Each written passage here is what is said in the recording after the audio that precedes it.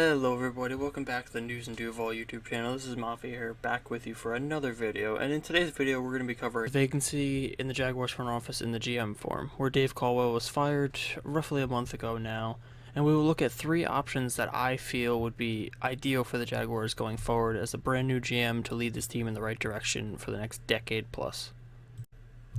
Now, before we start jumping right into the candidates, let's look at what the Jaguars have to offer to these brand new GMs coming in.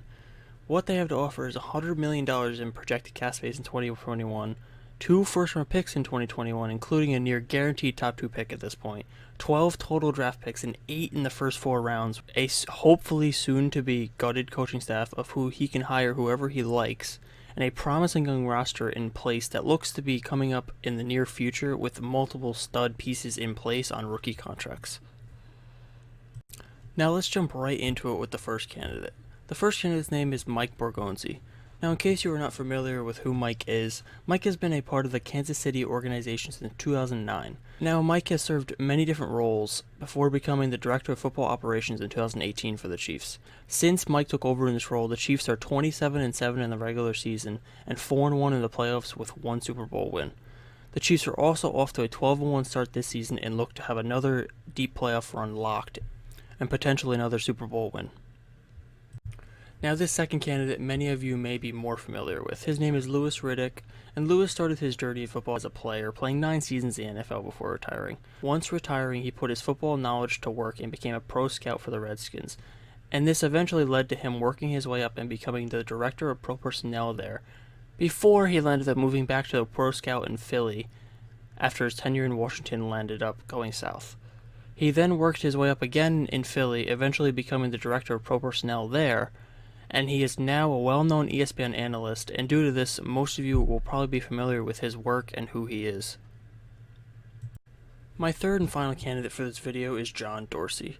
Now, John Dorsey is a name that will probably garnish a lot of interest by teams without a GM this offseason, and in 7 years as a GM, Dorsey had a underwhelming 56-55-1 record, but he had the 0-16 Browns record put on his resume, even though that was not his fault, and as a GM, that does not describe the work that he puts in.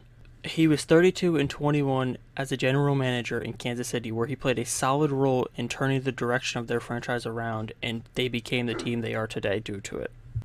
Now, each candidate has their pros and cons, and each candidate is honestly different within their own way. Louis was a former player and has done a lot of public work with ESPN and such. John Dorsey is a well-known veteran GM who he's been a GM before, and you kind of know what you're getting with him from a GM standpoint. And Mike is one of those guys who's been around for a while, but he's never really gotten that true shot, and he's kind of been in the shadows a little bit. But wherever Mike's been, it seems to have success correlated, and that is why Mike is probably my number one candidate out of these three. Simply off the fact that he's never been a failure in his career from a coaching standpoint and from a personnel standpoint. Now, Dorsey has been a good GM in the past, but he's never been a great GM that directly correlates into a lot of winning. Now, he's helped a lot of teams get over the hump of being terrible, but I don't know if that's exactly what the Jaguars are going to want to look for. If they want to look for somebody who's going to not only turn this team around, but also sustain the success that this team needs. And Louis Riddick, I like Louis. I like Louis more as a scout, though. I don't see him fitting in a GM role. I mean, he could do it. I don't know if Louis fits as a GM role because simply with the fact he more has a scouting standpoint on almost everything. I don't know if he could handle the business side of a GM. Louis may hand out a couple bad contracts, but to each their own, as Dorsey has handed out his fair share of bad contracts in the past as well. This is kind of why I lean towards Mike in each regard, because Mike is a good businessman, but he's also shown that he can help scout talent. Judging by the Kansas City roster, I mean, you look at their roster, and from up and down, they just seem to find studs after stud after stud.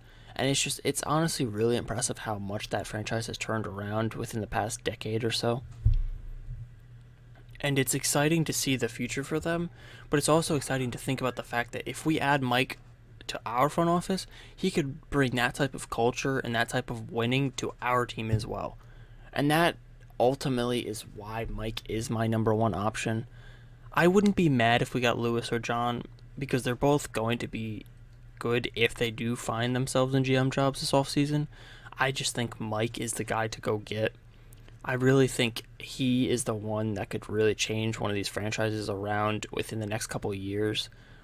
John Dorsey may get a team good for 1 or 2 years by handing out a couple big contracts and maybe hitting 1 or 2 picks.